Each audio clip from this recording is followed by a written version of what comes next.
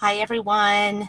This is Liz. I'm jumping on right now to do a Facebook Live with all of you. And we're going to talk about our emotions and our brain and how essential oils affect our brains and our body. And so I'm actually sharing my screen. I'm assuming that everybody can see this. So let's see. Let me go into presentation mode.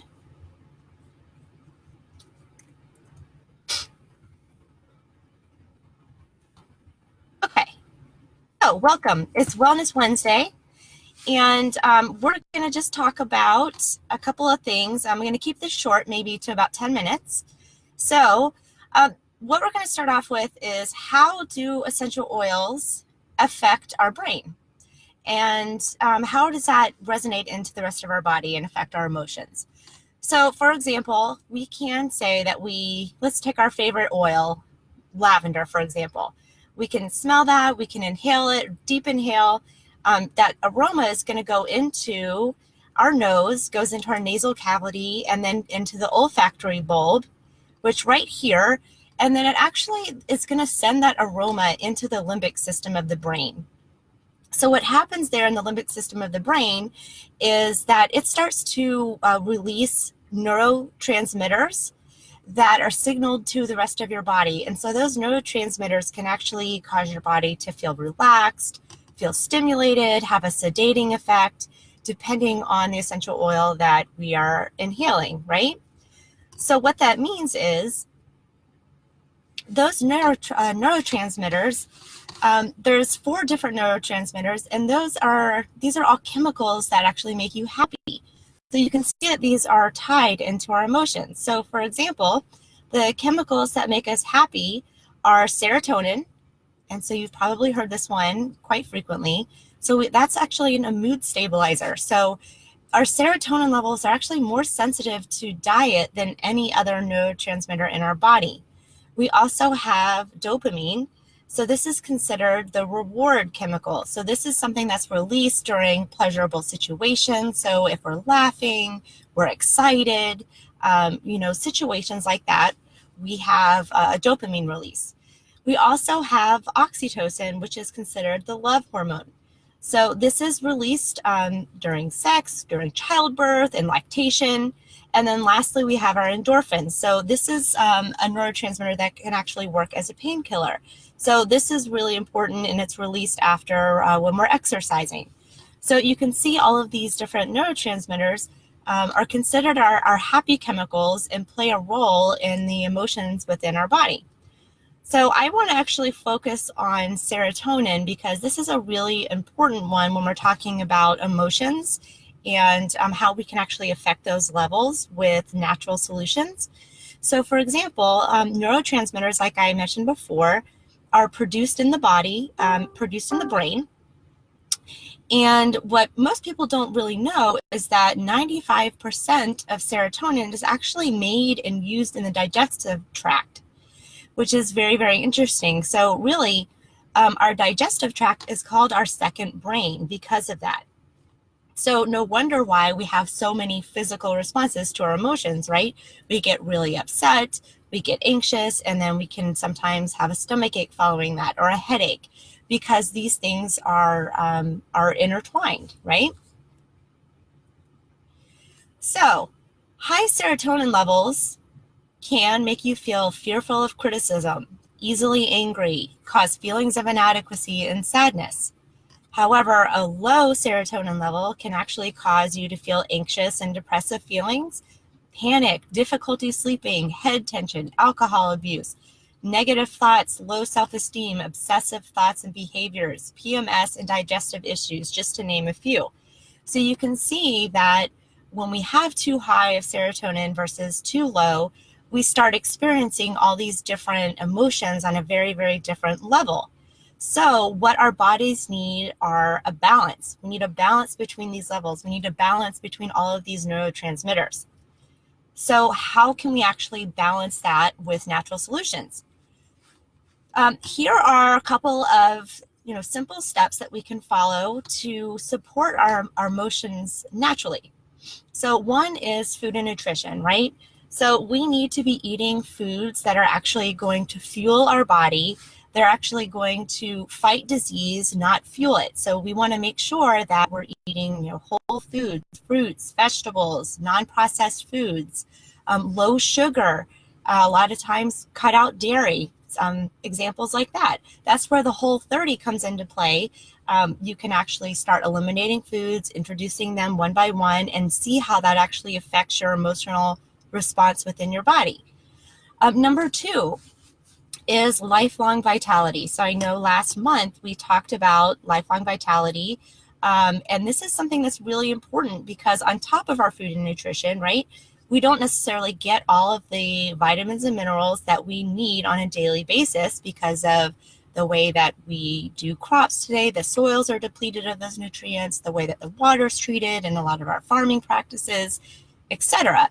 So we want to make sure that we take our lifelong vitality because we've got that vitamins and minerals, we've got the cellular vitality complex that's going to help fight off those free radicals, and then also the XE omega, which has our omegas 3, 6, and 9, which this is really, really important and powerful for our brains. It's going to help feed that neurovascular health.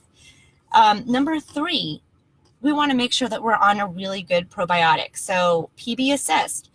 Like we talked about before, because those serotonin levels are 95% of them are produced in the digestive tract, we need to make sure that we have a healthy gut, right?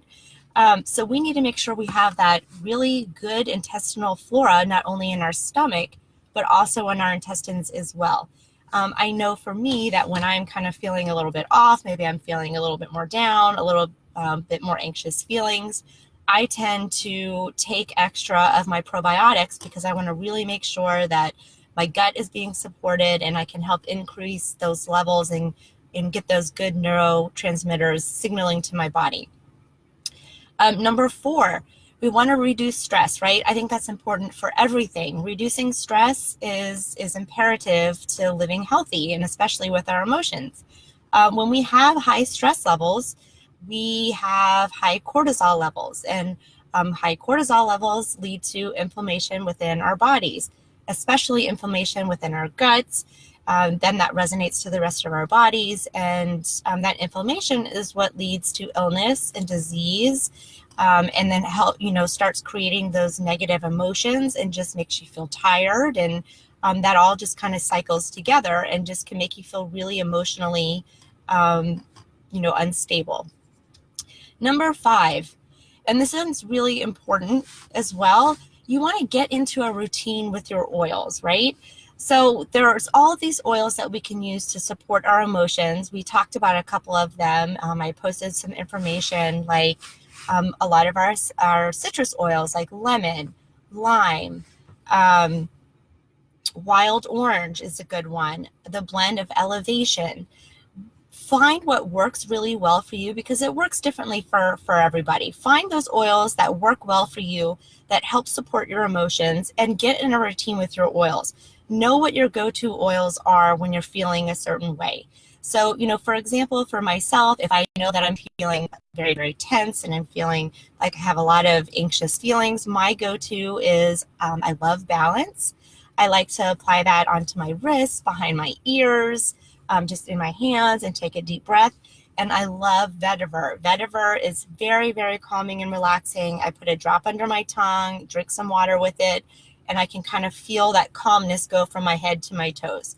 So just find what works for you. I'm actually going to start posting some more recommendations of oils that are more uplifting and for inspiration for the remainder of the week. And then the next couple weeks, we're going to talk about some other oils to support some of our other emotions.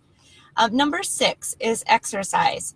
And I know that we hear this a lot, but as we said before, exercise actually helps release specific neurotransmitters. So this doesn't mean that you need to go run a marathon, but just to get up and get moving. Go and take a walk. Sorry, my phone's ringing. Go and take a walk around the block, or if you're at work, go ahead and walk in the parking lot.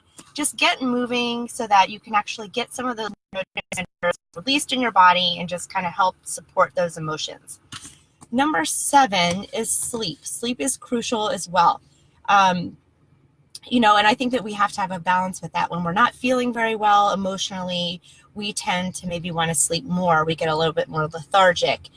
Maybe we're not sleeping as well. So if we do a combination of all of these things and we're actually getting some good quality sleep, we can take your Serenity soft gels at night, put lavender on, cedar wood, things like that. We want to make sure that we get that sleep so that our body's rested, our immune system is up and ready to go, our gut's healthy, everything's healthy, and so that we feel good emotionally. And then number 8, and this is my last one, that I think is really important as well, is to live, laugh, and love, right? So we need to live our lives. We need to do the things that we enjoy, that we love to do, because those things are actually going to start stimulating those and releasing those neurotransmitters in your body. If you're doing the things that you love, cooking, or if you like woodworking or building things, that's going to make you happy, right? Also, spending time with your family and your friends, laughing is so good for your soul. It actually, and that does been scientifically proven as well to release a lot of those neurotransmitters. And then the last one is love. We want to, love one another, love each other more, love what you're doing, have a love for life. And all of those things are really going to start resonating in your life, and really start having an emotional impact on you, and in your brain and throughout your body. So that is, I wanted to keep that short and sweet today. So that's just kind of a high level of how we can support our emotions with essential oils and how our brain is affected. And like I said before, we'll talk about some other ways to support our emotions later this week, and then for the next couple of weeks as well. So if anyone has any questions, feel free to post, and I'm happy to help. So thanks for tuning in.